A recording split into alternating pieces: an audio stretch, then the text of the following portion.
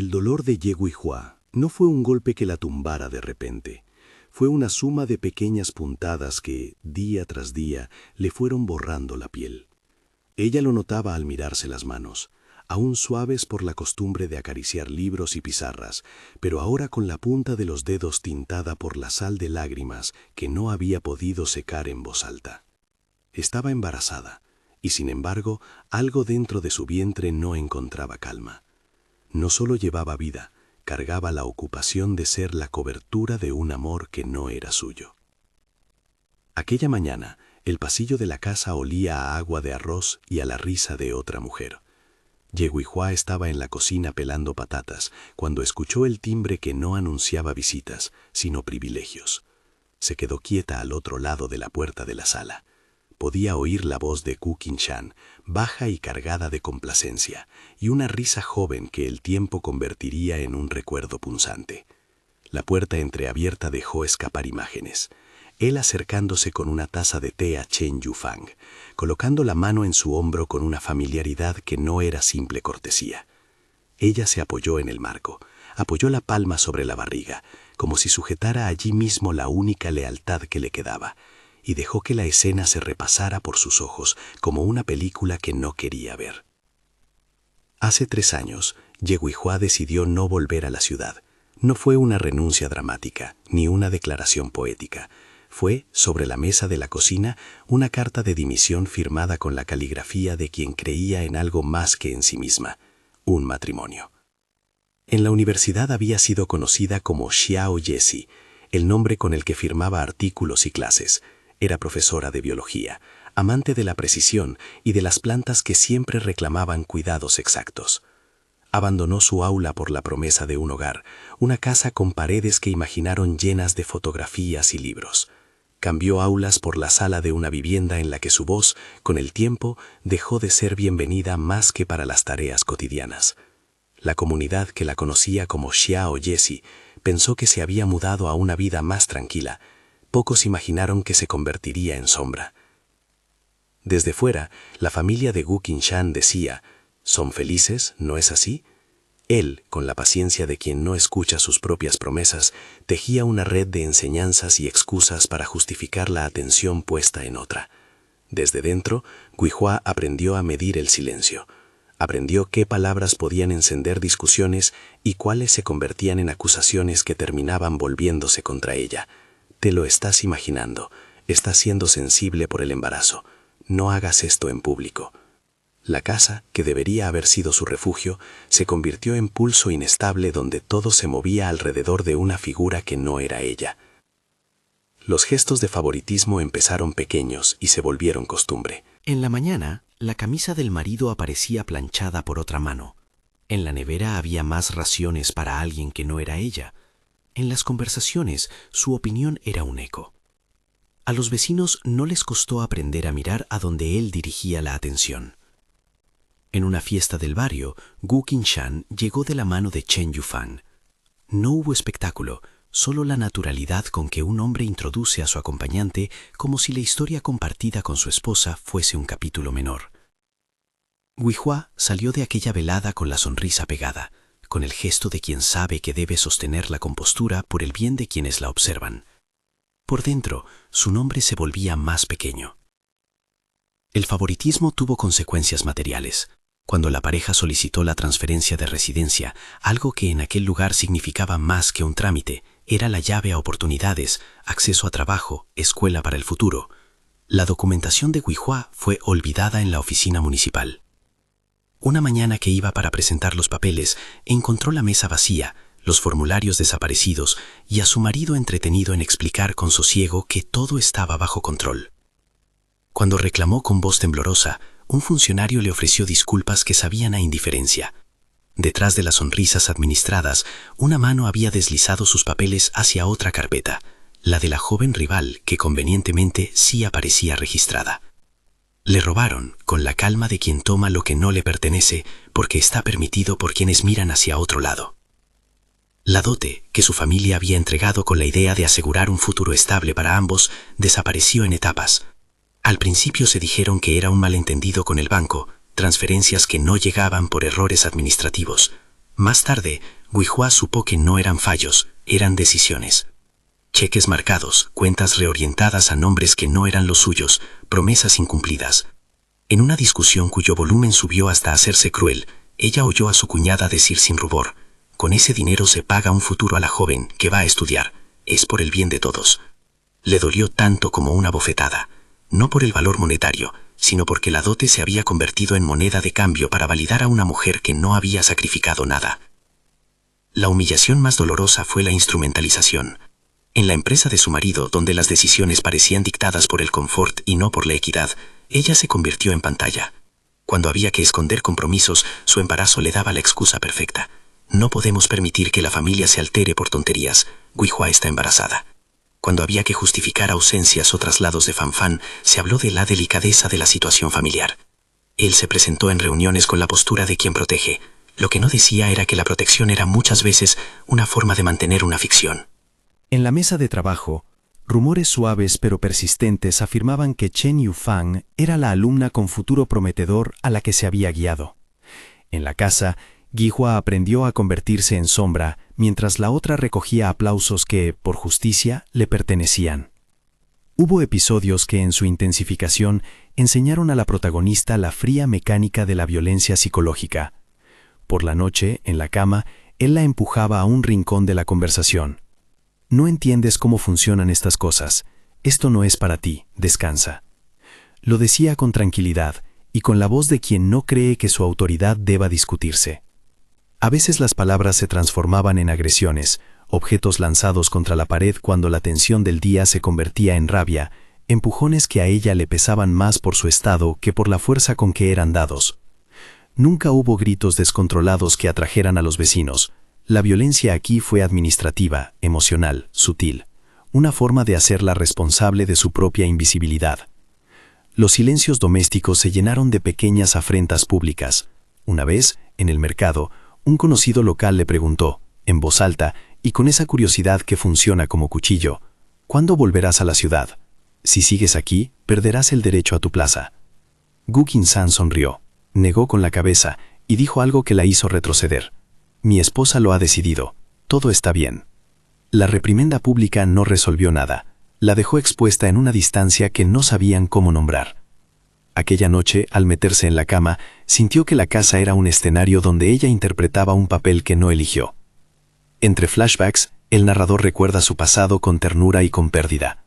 En la universidad, guiaba prácticas en un jardín de invierno. Hablaba de células con metáforas de cariño y paciencia y era temida solo por su rigor. Dejó todo eso por amor. No se trató de un sacrificio noblemente contemplado. Fue la consecuencia de creer en promesas que después mancillaron su confianza.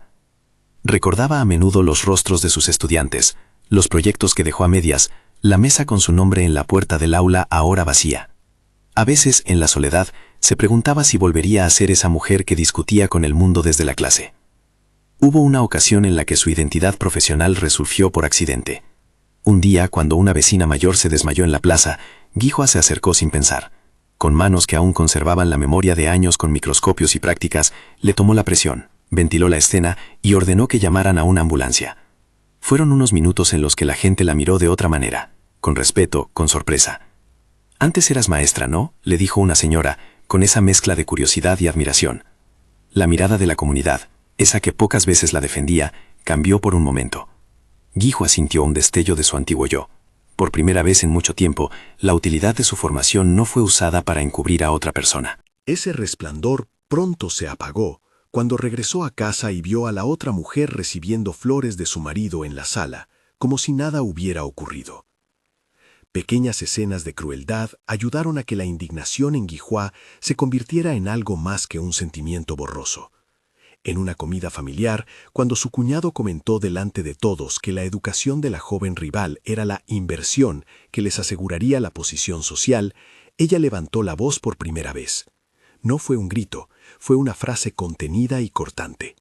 Si mi renuncia fue un sacrificio, no fue para que se vendiera a cambio de sonrisas prestadas. La respuesta fue un silencio incómodo y la mirada afilada de su marido, que prefirió apagar la tensión con una broma.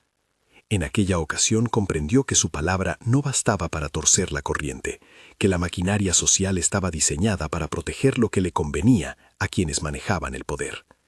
La situación escaló cuando, en una discusión privada que se volvió pública por la forma en que su marido manejó la información, le insinuó que su embarazo era una carga social. «No es conveniente para nadie que estemos en el centro de atención», dijo él en una conversación que, filtrada por gente de la oficina, llegó a oídos que entendieron otra cosa, que su inversión en la familia era un riesgo para la reputación. Guijoa se quedó sin palabras. Sentía que su cuerpo, que crecía en silenciosa esperanza, se volvía en contra del proyecto de la pareja. ¿Cómo podía proteger al hijo que llevaba dentro, si los que debían cuidarlo lo sacaban a cuentagotas, como quien hace cálculos antes de comprar un objeto de lujo? En la casa, la rivalidad se expresó en gestos cotidianos. Chen Yufang, joven de sonrisa calculada, parecía moverse como si el mundo fuera un mapa de oportunidades. No era ruda ni abiertamente despectiva.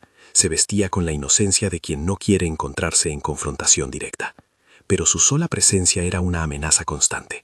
La manera en que anudaba la bufanda, la forma en que se inclinaba para recoger un documento, la naturalidad con la que estaba cerca. Hubo una tarde en la que, tras una pequeña cena, Guijoa encontró la habitación desordenada. Una caja de sus pertenencias abierta, algunos papeles fuera de su sitio. Nada importante a primera vista, pero su diario, en el que anotaba citas médicas y pequeños miedos, no estaba en su lugar.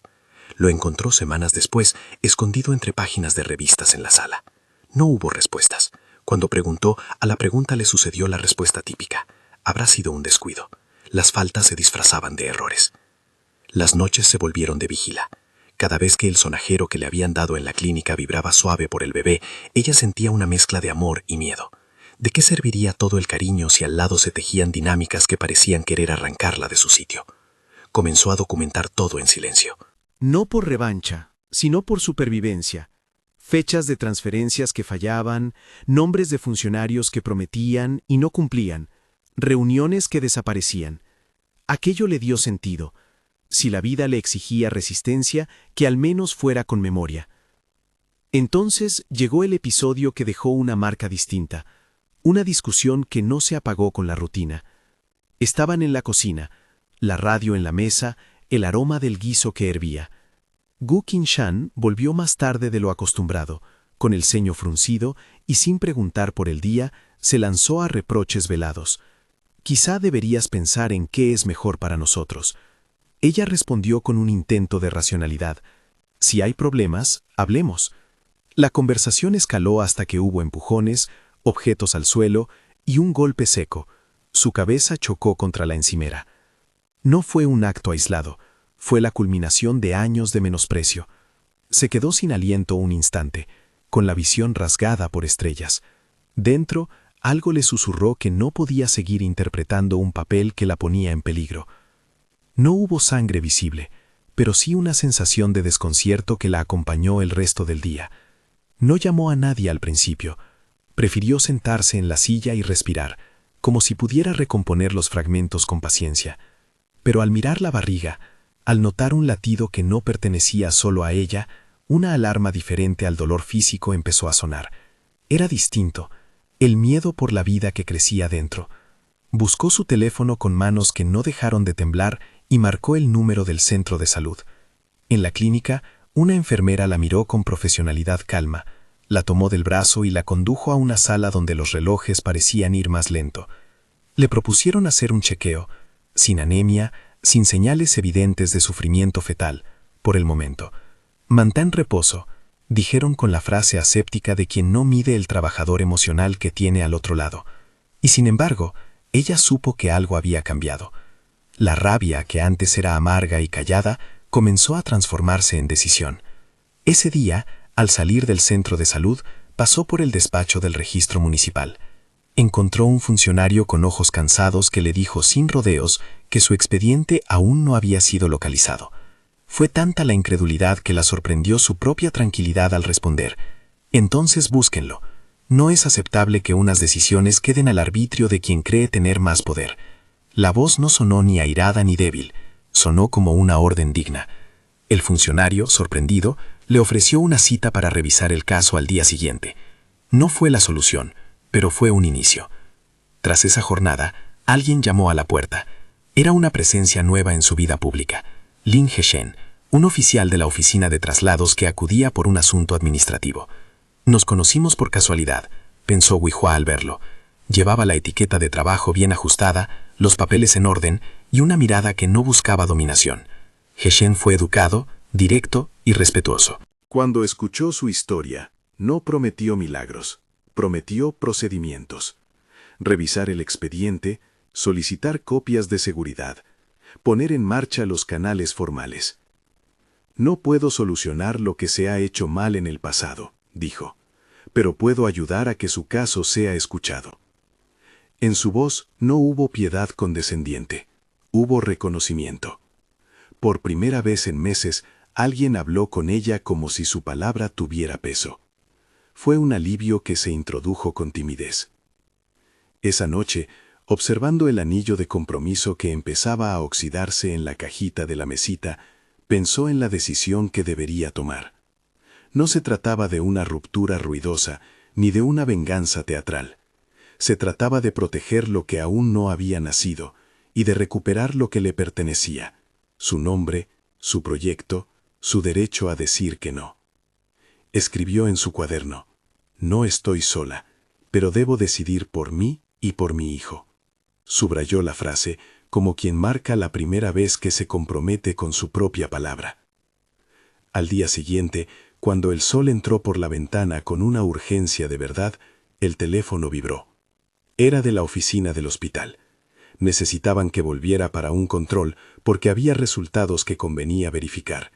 Guihua sintió que el tiempo se tensaba. No era solo su cuerpo el que pedía respuestas, era su vida. Antes de salir, miró un retrato en el estante, ella más joven, con una bata de profesora y una sonrisa segura. Lo guardó en la bolsa, junto con su documento y el cuaderno donde había empezado a anotar. No lo hizo por drama, lo hizo para que, si la situación exigía que tomara una decisión drástica, tuviera a mano el recuerdo de quién era. La escena en la clínica fue breve y clínica, pero el final fue distinto a lo previsto. Un latido irregular, una observación que pidió más pruebas, una recomendación de observación. Guihua sintió que las palabras médicas se volvían más pesadas por la presencia de su marido, que llegó tarde y con la tranquilidad de quien no cree que pueda perder algo valioso. Entre pasillos blancos y miradas que pasaban sin detenerse, el malestar no fue solo corporal. Fue el conocimiento de que, si algo pasaba, nadie le devolvería su pasado. Mientras esperaba, respiró hondo y supo que la vida que llevaba dentro le pedía algo definitivo. Entonces, en medio de la sala de espera, un mensaje llegó al teléfono de Guihua. Una foto de su casa con la puerta abierta y al fondo, la figura de Chen Yufan entrando con bolsas. La imagen venía acompañada de un texto breve de alguien anónimo. Todo está en orden. El mensaje, más que la foto, le hizo entender que la salida era inminente. No lo hizo por teatralidad. Lo hizo porque sabía que el peligro no era solo social ni emocional. Era material y perenne. Guardó el teléfono, recogió su carpeta con papeles y miró a su alrededor. Había gente con historias peores, con despertares más abruptos. Pero ella tenía una decisión que tomar. En ese momento, mientras la luz del atardecer se colaba en la sala de espera, su teléfono emitió otro sonido, un número desconocido que se identificó como la oficina de Lin Heshen. En la llamada, él ofrecía con discreción ayuda para un traslado seguro si decidía salir. No era una promesa de salación, era una oferta práctica, contactos, posibilidades, un nombre al que recurrir. Sus palabras fueron simples y firmes. Si lo desea, puedo orientarla para que sus papeles no desaparezcan otra vez. Y si necesita a alguien que la escuche, aquí estoy. A pesar de la situación, su timbre no buscaba nada más que responder a una necesidad. Guihua colgó, miró la puerta de la clínica y por primera vez en mucho tiempo sintió que su decisión podía no ser solitaria. Los pensamientos se agolparon. Su bebé, la dote perdida, la plaza que podría reclamar, su nombre profesional guardado en la memoria, el hombre que había hecho de su vida un escenario. No sabía todavía qué forma tomaría su respuesta. Sabía solo que ya no podía seguir siendo la sombra que cubría, con su embarazo, los caprichos y las ambiciones ajenas. Esa noche, en el trayecto a casa, llevó consigo la imagen de la puerta abierta de su hogar y la risa de alguien que no estaba dispuesta a seguir tolerando privilegios ajenos. Se detuvo frente al edificio, respiró y advirtió que la decisión venía acompañada de miedo y determinación, la misma fuerza con que una semilla consigue partir la tierra. No anunció nada. Empezó a preparar, en su mente, lo que haría si llegaba el momento de desaparecer para siempre de aquella casa. Una maleta con lo esencial, copias de documentos en un bolso oculto, números de personas de confianza. Hizo el plan sin dramatismo. Lo diseñó como quien dibuja una ruta en caso de tormenta. Si esta historia resuena contigo y quieres seguirla hasta su desenlace, suscríbete y acompáñanos en el camino de Guihua. Queda mucho por descubrir, la forma en que ella enfrentará la negligencia, la decisión que tomará cuando la amenaza sea más que un rumor y el modo en que recuperará, paso a paso, su dignidad. Al día siguiente, antes del amanecer, alguien llamó con una voz urgente. En la casa, los pasos no eran los de siempre. Un golpe seco en la puerta, voces que se mezclaban y un empujón que sonó más fuerte de lo que debía en el pasillo. Guihua se levantó a tientas. La almohada guardaba todavía el calor de la noche. Desde la sala vinieron risas y un movimiento apresurado que la puso en alerta. Fue entonces cuando ella decidió. Si tenían que romper su historia, lo harían con la verdad. Abrió la puerta y encontró a la joven rival con una bolsa de ropa nueva, ajena a la tensión que proyectaba. Gu Qingshan, con la mejilla enrojecida, trató de sonreír con normalidad. No hubo palabras al principio. Hubo un silencio que cortó el aire. En ese instante, Guihua supo que no iba a ceder más. No hizo un gesto teatral. Volvió a la habitación con pasos medidos. Cogió la maleta que había dejado oculta bajo la cama y con manos firmes empezó a meter lo esencial. Documentación, el cuaderno, el retrato de la bata, un jersey para el bebé.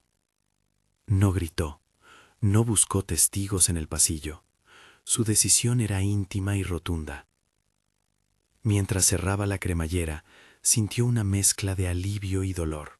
La certeza de que la salida la cercaría de preguntas, de que habría rechazo y quizá compasión tardía.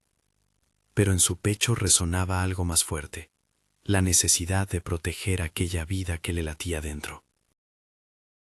Al bajar por las escaleras, guiada por el crepúsculo que aún no se había ido del todo, la calle estaba vacía.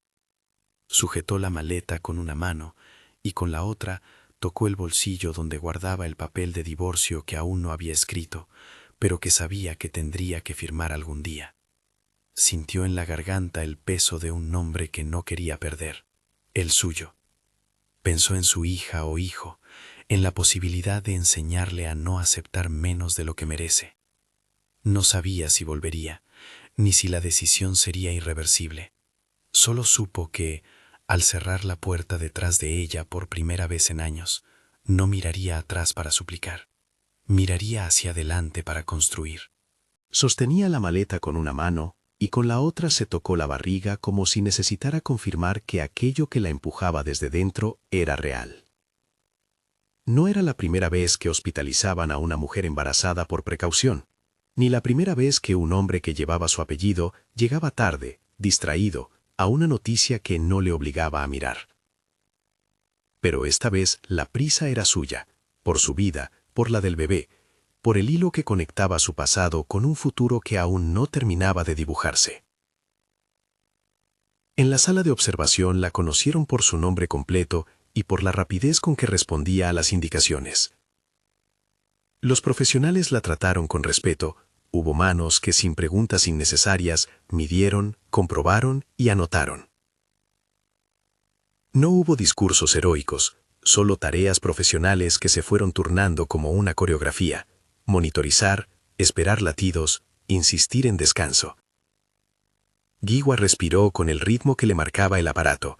Esa cadencia extraña le recordó que su cuerpo ya no era solo suyo, que la decisión que había tomado la colocaba en una responsabilidad doble. El rumor de su teléfono, con los mensajes que llegaban de números desconocidos y las llamadas que esperaban a última hora, quedó fuera de la sala. He Sheng apareció con discreción. No se coló ni ofreció gestos grandilocuentes. Entró con una carpeta, un par de documentos y la mirada de quien sabe que el apoyo más importante es el que no exige retorno inmediato. Se sentó cerca y, en voz baja, dijo lo que se necesitaba decir con claridad. He revisado el expediente de la transferencia y hay más irregularidades de las que imaginábamos.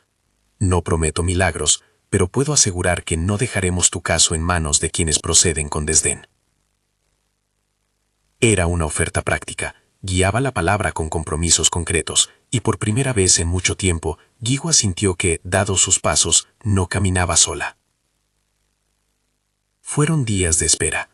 En la Plaza Media Vida parecía seguir su curso, vecinos que preguntaban por formalidades, familiares que prestaban atenciones tibias, mensajes que decían «¿Cómo estás?», con la frialdad de quien no desea involucrarse. En el hospital, sin embargo, el tiempo tenía una calidad distinta. Las noches eran largas y el movimiento de la clínica le dio a Guigua algo que no había tenido en su casa. Rutina en la que su estado se vigilaba y cuidaba sin segundas intenciones. Allí se permitía, con la ayuda de enfermeras, abrirse a la idea de que su cuerpo estaba protegido por manos que no buscaban ganar nada con su silencio. Mientras tanto, en la casa que había sido su hogar, la vida continuó en la lógica de quienes la habían convertido en pantalla. Chen Yufang fue vista entrando y saliendo, ahora con más confianza que cautela, con esa naturalidad que no siempre es inocente. Gu Qingshan cumplía la función de mediador entre los mundos, el de la familia con apellido y la de la joven que necesitaba ascenso. Pero el control es frágil cuando depende del silencio y de la complicidad de otros. Poco a poco, los nombres y los papeles que habían sido convenientemente reubicados empezaron a dejar huellas. Algunas transferencias administrativas volvían con notas de discrepancia. Funcionarios con conciencia, no demasiada ni hacia nadie en particular, empezaron a señalar errores que ya no podían ocultar. Una madrugada, en la que el hospital estaba casi vacío, la enfermera de guardia abrió la cortina de la habitación donde dormía Guihua y le informó con voz medida que había pasado un mensaje. Alguien había denunciado irregularidades en el trámite de la plaza. No era la solución definitiva, dijo la mujer, pero era un comienzo. Guihua cerró los ojos y por primera vez desde que había decidido marchar, permitió que la esperanza le hiciera un hueco sin culpa. El parto llegó semanas después, como una oleada que nadie puede detener. No lo contó en términos heroicos, lo vivió con la intensidad concentrada de quien sabe que se juega la continuidad. Hubo dolor y trabajo, respiraciones contadas, manos que la sujetaban sin prisa. He Sheng estuvo fuera del momento más íntimo, reconocía los límites, pero cuando el mundo la dejó sola, decidió estar en el umbral, esperando noticias y llevando el control de los papeles que, en esos días, tan cruciales eran.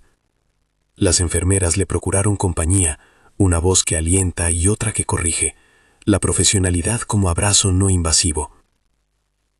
Cuando el llanto del bebé rompió el silencio, Guihua sintió que un corte en la noche le abría una claridad antigua. No se trataba de cerrar una puerta para siempre, sino de abrir la primera de una serie de ventanas. Sostuvo en brazos a quien había llevado dentro. El olor a vernix y a vida nueva la devolvió a la primera razón de su decisión. No se lo mostró a nadie con orgullo, lo mostró con una mezcla de alivio y de umbral atravesado. Su mirada fue clara hacia la cuna, hacia el rostro pequeño y arrugado que era ya su responsabilidad absoluta. El abuelo, la familia de ella, esa red que la había cuidado desde antes, no tardó en llegar. No todos vinieron con la misma finureza. Algunos lo hicieron con preguntas sobre el futuro, otros con aquellas palabras que buscan justificarse. Pero la presencia de su madre, con una toalla tejida a mano y una manera de mirar que no pedía explicaciones, fue la que más alivio le trajo. La mujer mayor no dijo mucho. Tomó al niño en brazos, lo olió, y en su silencio hubo una aceptación que reconcilió muchas cuentas pendientes. El padre biológico del bebé no estuvo a tiempo. Gu Qingshan llegó cuando las máquinas ya marcaban lo esencial, que la madre y la criatura estaban fuera de peligro inmediato. Lo hizo con una mezcla de prisa y calma fingidas, de quien cree que un gesto puede restituir lo causado. Su mirada buscaba más la comprensión de los observadores que la reconciliación con la que tenía enfrente. No hubo pelea ni escena de película. Tuvo en cambio el peso de una persona que descubría que el tiempo para ahorrar afectos se lo había gastado en errores. Se acercó al cuarto como quien aúna valor para algo para lo que no había estado preparado: pedir perdón. Giwa lo miró, con el cansancio y la dignidad que la maternidad le había regalado en minutos. No alzó la voz. Habló con la misma voz a la que había retornado después de tantas renuncias, franca, precisa, sin disculpas por su decisión. Le dijo lo que ya sabía el que escucha menos de lo que habla: que el daño estaba hecho, que el perdón podía darse con palabras, pero no podía borrar meses de negligencia, que su prioridad ahora era proteger a su hijo. Le pidió que se alejara con la misma firmeza con la que aquel que se queda a medias en los sentimientos se enfrenta a la consecuencia de no haber sido responsable. No buscó humillarlo en público, lo dejó frente al espejo de su propia culpa. La reacción de Gu Qingshan fue de vergüenza y luego de arrepentimiento tardío. Todo el dramatismo de su arrepentimiento no borró las decisiones pasadas. Pidió volver, ofreció arreglos, rogó. Incluso llegó a prometer cosas que el corazón de Giwa no podía aceptar más. Paños de consuelo no bastaban. En vez de estallar en una escena final, Giwa actúa a la manera que la hacía fuerte, con papeles. Con la ayuda de He Sheng y de su propia familia, redactó los términos esenciales del divorcio. No fue una búsqueda de venganza, fue una medida de seguridad. Quería un documento que estableciera la custodia del niño, la separación de bienes y el fin de la tolerancia. Lo hizo con la serenidad de quien sabe que a veces la ley, esa con sus fallos y su lentitud, es una herramienta que permite poner orden cuando los afectos han perdido la brújula. La firma del divorcio ocurrió algunas semanas después. Fue un acto casi domesticado: una sala de oficinas, un funcionario que no quiso protagonizar y testigos elegidos por su familia. Cuando posó la firma, Giwa sintió un cierre físico, como si un cordón que la ataba a la pasividad se rompiera. No celebró, se permitió respirar. No lo hizo para herir, sino para protegerse. Al dejar el edificio, con su hijo envuelto en una manta tenue y su maleta menos pesada, caminó como quien ha recuperado el derecho a elaborar un plan de vida propio. La noticia se dispersó. En la empresa de Gu Qingshan, los ecos fueron distintos. Algunos comentaban con ligereza, otros con una incomodidad que se volvía rumor. En la pequeña ciudad donde la historia había sido noticia, la gente tomó partido con las habituales divisiones. Unos defendían a la esposa por su dignidad, otros relativizaban en favor del marido, por las ventajas que él ofrecía a la comunidad. Pero la rueda del poder no siempre gira igual. Varios funcionarios que antes habían cerrado los ojos ante irregularidades comenzaron a mover expedientes. La presión pública hizo que ciertos hilos administrativos que favorecían a la otra mujer se aflojaron. No fue una vindicación espectacular, fue una serie de claridades que fueron saliendo a la luz.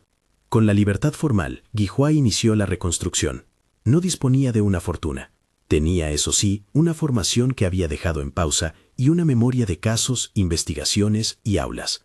He Sheng fue su apoyo silencioso.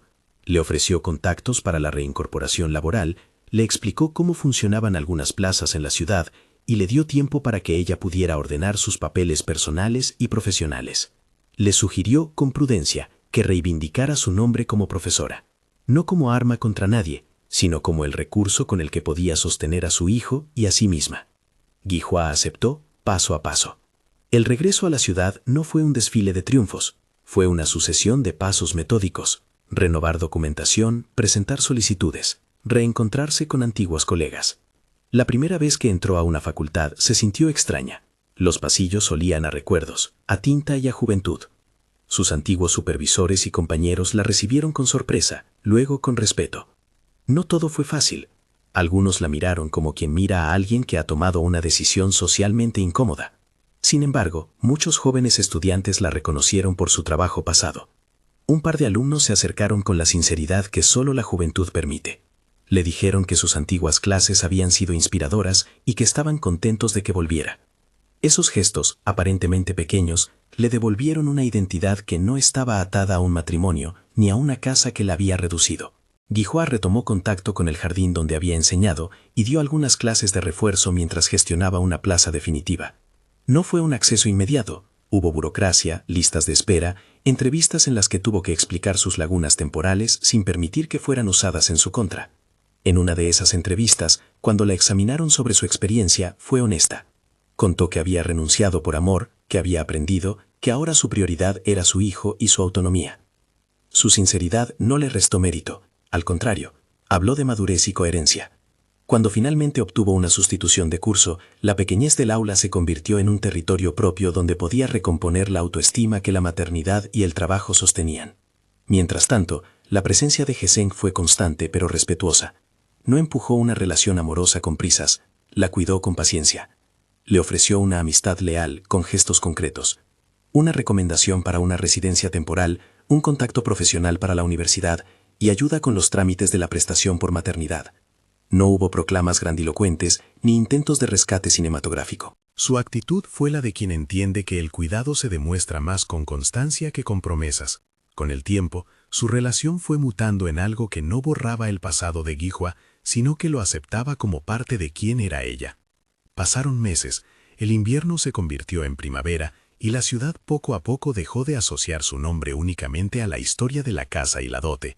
Hubo momentos de recaída, una llamada de Gu Qingshan que pedía ver al niño, una carta de la familia que reclamaba reconciliación, un rumor de que la vida de la rival había ganado impulso.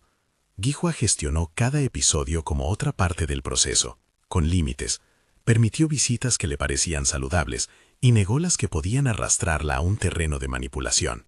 Enseñó a su hijo desde temprano que la seguridad no es un regalo que se pide, sino una conquista que se defiende.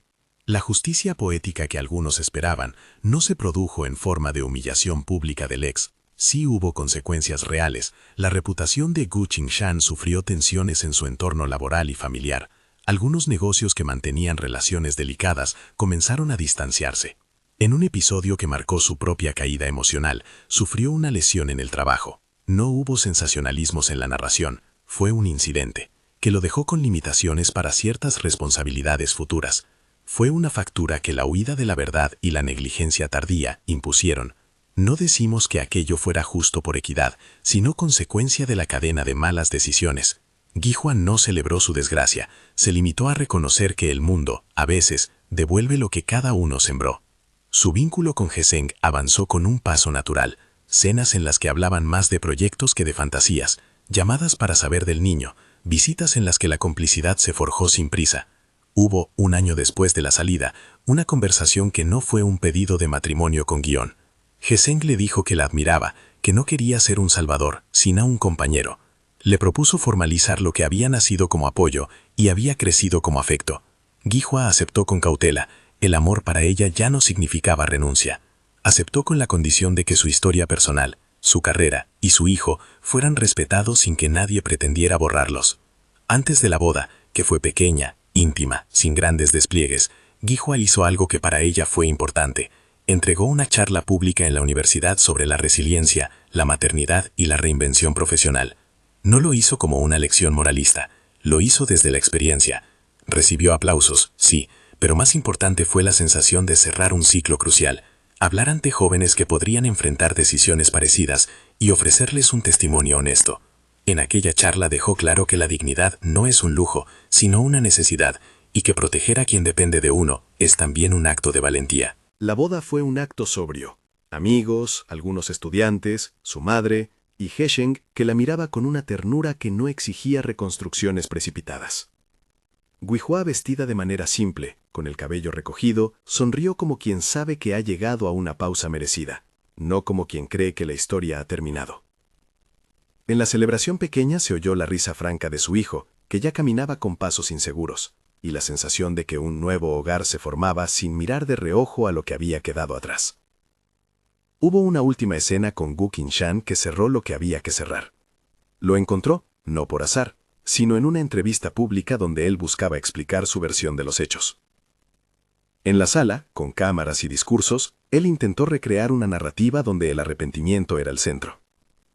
Al terminar su intervención, se acercó a Guihua con una petición que no traía promesas ni herramientas concretas, solo palabras. Quiso pedirle, en público y con solemnidad, que considerase la posibilidad de perdón y de reconstrucción con él. Su voz tembló. Sus ojos buscaban una compasión que él no había ofrecido cuando hacía falta. Guihua lo miró, tranquila, y dijo algo que no buscó herir, porque no es su costumbre humillar, pero sí poner la verdad en su sitio. Recordó lo que había dado, el precio que había pagado y la decisión que había tomado por proteger la vida de su hijo. Le dijo que el perdón no era una mercancía que se otorgaba para aliviar la culpa del otro, que podía en su momento elegir perdonar para liberarse, pero que eso no significaba volver a exponer a nadie a la negligencia. Pidió que respetara la distancia y que no confundiera arrepentimiento con derecho a recuperar algo que él había descuidado. Fue una lección breve de límites y de sentido común humano. Cuando salió del edificio, su mano sujetó la de Hesheng y su otra mano sostuvo la de su niño. La prensa escribió titulares con diferentes tonos. Algunos hablaron de la humillación pública para el hombre que antes fue celoso de su imagen. Otros pusieron en primer plano la historia de una mujer que había vuelto a su profesión. Guihua no se dejó arrastrar por las noticias. Su prioridad era otra: la educación de su hijo, su estabilidad y la coherencia de la vida que estaba construyendo. Años después, cuando los recuerdos punzantes ya no dolían con la nitidez de antes, Guihua retomó un gesto que hacía cuando daba clase. Escribía en la pizarra la lección del día y luego, al final, recogía todo sin dejar rastro de ostentación. Enseñó a sus alumnos biología con la misma pasión que tenía cuando era Shaoyesi, con precisión, con cariño hacia lo pequeño y el respeto por la complejidad. En casa, su hijo creció en un ambiente donde se hablaba de límites, de respeto y de la responsabilidad que acompaña a las decisiones. Lo nombraron con un nombre sencillo que remitía al jardín que ella tanto amaba, un gesto hacia su pasado y su esperanza. La historia de Guihua no fue una fábula de castigo espectacular, ni un relato de prosperidad instantánea. Fue un recorrido de decisiones, a veces duras, donde la dignidad fue la brújula. No prometió milagros ni vendió redenciones rápidas.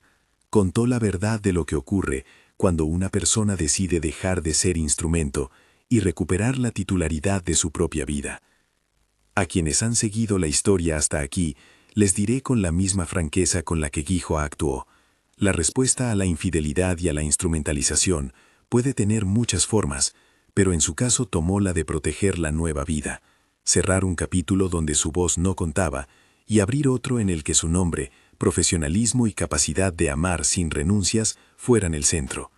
Ese dolor inicial, el del abandono, la humillación y el golpe físico que la advirtió del riesgo, se transformó en una fuerza que le permitió decidir por sí misma. Si esta historia te ha llegado al corazón y conoces a alguien que necesita valor para proteger su dignidad, compártela. Deja en los comentarios lo que te ha hecho sentir este relato, y si te parece, comparte experiencias de mujeres que encontraron su camino para que otras no tengan que recorrerlo en soledad.